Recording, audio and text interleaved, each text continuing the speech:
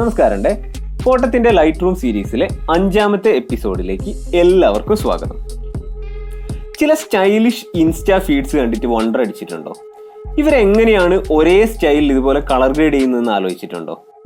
നമ്മൾ മുന്നത്തെ എപ്പിസോഡുകളിൽ പഠിച്ച ടോൺ കർവും HSL സ്ലൈഡേഴ്സും ഉപയോഗിച്ചിട്ട് കളർ ഗ്രേഡ് ചെയ്തതിന് ശേഷം അതിൽ സ്പ്ലിറ്റ് ടോൺ കൂടെ ചേരുമ്പോഴാണ് ഇത്തരത്തിലുള്ള മനോഹരമായിട്ടുള്ള എഡിറ്റിങ്ങുകൾ ഉണ്ടാകുന്നത്.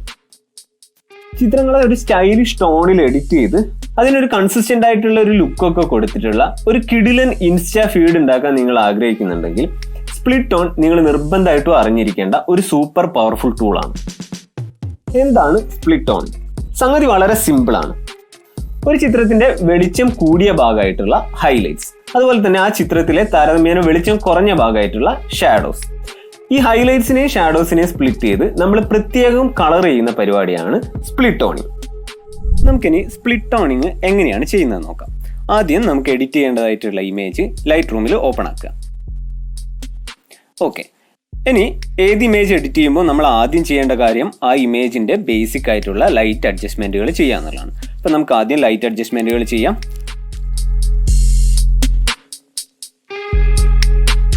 അപ്പം നമ്മൾ ബേസിക് ആയിട്ടുള്ള എല്ലാ ലൈറ്റ് അഡ്ജസ്റ്റ്മെന്റുകളും നമ്മൾ ഈ ചിത്രത്തിൽ ചെയ്തു കഴിഞ്ഞു. ഇനി നമുക്ക് സ്പ്ലിറ്റ് ടോണിങ്ങിലേക്ക് കിടക്കാം. അപ്പോൾ അതിന് വേണ്ടിയിട്ട് നമുക്ക് റൈറ്റ് സൈഡിൽ ഒരു എഫക്റ്റ് ഐക്കൺ ഉണ്ട്. അപ്പോൾ അതിൽ ക്ലിക്ക് ചെയ്യാം.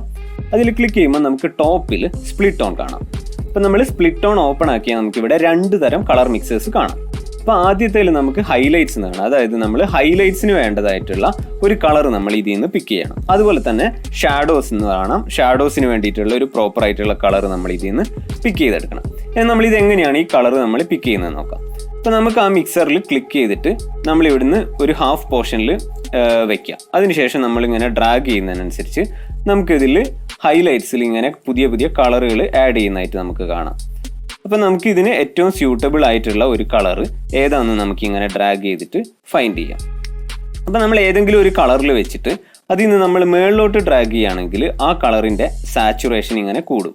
അതുപോലെ തന്നെ അതിനെ നമ്മൾ താഴോട്ട് ഡ്രാഗ് ചെയ്യുന്നതിനനുസരിച്ച് അതേ കളറിൻ്റെ തന്നെ സാച്ചുറേഷൻ കുറഞ്ഞു വരും. അപ്പം നമുക്കിതിൽ ഏറ്റവും സ്യൂട്ടബിൾ ആയിട്ടുള്ള ഒരു കളർ ഫൈൻഡ് ചെയ്യുക എന്നുള്ളതാണ് നമ്മളിത് എഡിറ്റ് ചെയ്യുമ്പോൾ ഏറ്റവും ഇമ്പോർട്ടൻ്റ് ആയിട്ടുള്ള കാര്യം.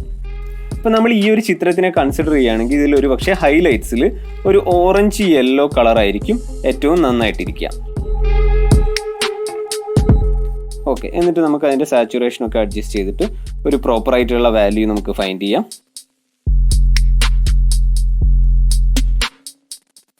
Okay, done. അപ്പം നമ്മൾ ഹൈലൈറ്റ്സിൽ നൈസായിട്ട് കളർ ചെയ്തു. ഇനി നമുക്ക് ഷാഡോസ് നോക്കാം. ഷാഡോസിലും അതുപോലെ തന്നെ നമ്മൾ ഈ മിക്സറിൽ ക്ലിക്ക് ചെയ്തിട്ട് നമ്മളിങ്ങനെ ഡ്രാഗ് ചെയ്യുന്നതനുസരിച്ച് ഷാഡോസിൽ നല്ല നല്ല കളേഴ്സ് ആഡ് ചെയ്യപ്പെടുന്നതായിട്ട് നമുക്ക് കാണാം. അപ്പം നമ്മളൊരു ചിത്രത്തിൽ സ്പ്ലിറ്റ് ടോൺ ചെയ്യുമ്പം ഏറ്റവും ഇമ്പാക്റ്റ് ഉണ്ടാവുക നമ്മൾ ഹൈലൈറ്റ്സിൽ കൊടുത്ത കളറിൻ്റെ കോംപ്ലിമെൻ്ററി കളർ നമ്മൾ ഷാഡോസിൽ കൊടുക്കുമ്പോഴാണ്. അപ്പോൾ എന്താണ് കോംപ്ലിമെൻ്ററി കളർ? ഒരു കളർ വീലിലെ ഓപ്പോസിറ്റ് ആയിട്ടുള്ള കളേഴ്സിനെയാണ് നമ്മൾ കോംപ്ലിമെൻ്ററി കളേഴ്സ് എന്ന് പറയാം. അപ്പോൾ അത്തരത്തിലുള്ള കളേഴ്സ് നമ്മൾ ഹൈലൈറ്റ്സിലും ഷാഡോസിലും കൊടുക്കുമ്പോൾ ആ ചിത്രം കൂടുതൽ പവർഫുള്ളായിട്ട് മാറും. അപ്പോൾ ഈ ഒരു ചിത്രത്തിൽ നമ്മൾ ഹൈലൈറ്റ്സിൽ ഒരു ഓറഞ്ച് യെല്ലോ കൊടുത്തുകൊണ്ട് ഷാഡോസിൽ നമുക്കൊരു ടീൽ കളർ അല്ലെങ്കിൽ ഒരു light blue teal colours choose ചെയ്യുന്നതായിരിക്കും ഏറ്റവും നല്ലത്. ഇതായിരുന്നു നമ്മുടെ ഇനീഷ്യലായിട്ടുള്ള ചിത്രം. അപ്പോൾ നമ്മൾ അതിനെ ഹൈലൈറ്റ്സിലും ഷാഡോസിലും ഒക്കെ കളർ ആഡ് ചെയ്തപ്പോൾ അത് ഭംഗിയുള്ള ഈ ഒരു ചിത്രമായിട്ട് മാറി. ഓക്കെ, ഇനി നമ്മൾ നോക്കുകയാണെങ്കിൽ ഇതിൽ ഏറ്റവും താഴെ നമുക്ക് ബാലൻസ് എന്ന് പറഞ്ഞിട്ടൊരു സ്ലൈഡർ കാണും. എന്താണ് ഈ ബാലൻസ് എന്ന് നോക്കാം. നമ്മൾ ഈ ബാലൻസിൽ ക്ലിക്ക് ചെയ്തിട്ട് അതിൻ്റെ വാല്യൂ നമ്മൾ കൂട്ടുവാണെങ്കിൽ നമ്മൾ ഹൈലൈറ്റ്സിൽ കൊടുത്ത കളർ ടോൺ ഈ ചിത്രത്തിൻ്റെ ഒരു മേജർ ടോണായിട്ട് മാറും. അത് നമ്മളെ ഷാഡോസിലേക്ക് കൂടെ കയറിയിട്ട് അപ്പോൾ നമ്മൾ ആ ഒരു ഹൈലൈറ്റിൻ്റെ ടോണിലേക്ക് ഈ ചിത്രം മാറും. ഇനി നമ്മൾ അതിൻ്റെ വാല്യൂ കുറയ്ക്കുകയാണെങ്കിൽ തിരിച്ചാണ് സംഭവിക്കുക. നമ്മൾ ഷാഡോസിൽ കൊടുത്തേക്കുന്ന ആ ഒരു ടീൽ കളർ ഈ ചിത്രത്തിൻ്റെ ഒരു മേജർ ടോണായിട്ട് മാറുന്നത് കാണാം. അപ്പോൾ നമുക്ക് ഇതിങ്ങനെ അഡ്ജസ്റ്റ് ചെയ്തിട്ട് ഈ ഹൈലൈറ്റ്സും ഷാഡോസിൻ്റെ ഇടയിൽ നമ്മളൊരു സ്വീറ്റ് പോയിന്റ്, അതായത് ഇതിന് ഏറ്റവും ഇൻട്രസ്റ്റിംഗ് ആയിട്ട് മാറ്റുന്ന ഒരു സ്വീറ്റ് പോയിന്റ് നമ്മൾ ഫൈൻഡ് ചെയ്യണം. അപ്പോൾ നിങ്ങൾക്കൊരു ബ്ലൂയിഷ് അല്ലെങ്കിൽ ആ ഒരു ടോണിലുള്ള ചിത്രമാണ് ഇഷ്ടമെങ്കിൽ നമുക്ക് അതിൻ്റെ വാല്യൂ കുറയ്ക്കാം. ഇനി അതല്ല ഒരു വാം കളറുള്ള ഒരു ടോണാണ് വേണ്ടതെങ്കിൽ നമുക്ക് ഈ ബാലൻസിൻ്റെ വാല്യൂ കൂട്ടാം. അപ്പോൾ നമുക്ക് ഏറ്റവും സ്യൂട്ടബിൾ ആയിട്ടുള്ള ഒരു വാല്യൂ നമ്മൾ ഇതിൽ ഫൈൻഡ് ചെയ്യാന്നുള്ളതാണ്. അപ്പോൾ ഞാൻ ഈ ചിത്രത്തിന് കുറച്ചൊരു യെല്ലോ ഒരു വാം ടോണാണ് കൊടുക്കാൻ ഉദ്ദേശിക്കുന്നത്. Okay, nice. ഇപ്പം നമ്മുടെ ഒറിജിനൽ ചിത്രം പരിശോധിക്കാം.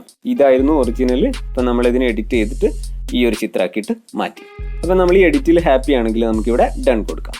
ഓക്കെ, ഇനി നമുക്ക് ഈ ചിത്രത്തിന് കൊടുത്തേക്കുന്ന ലുക്ക് നമുക്ക് മറ്റ് ചിത്രങ്ങൾ കൂടി എങ്ങനെയാണ് അപ്ലൈ ചെയ്യാൻ നോക്കാം. അപ്പോൾ അതിന് വേണ്ടിയിട്ട് നമുക്കിവിടെ ടോപ്പിൽ ഒരു 3 ഡോട്ട്സ് ഉണ്ട്, അതിൽ ക്ലിക്ക് ചെയ്യാം.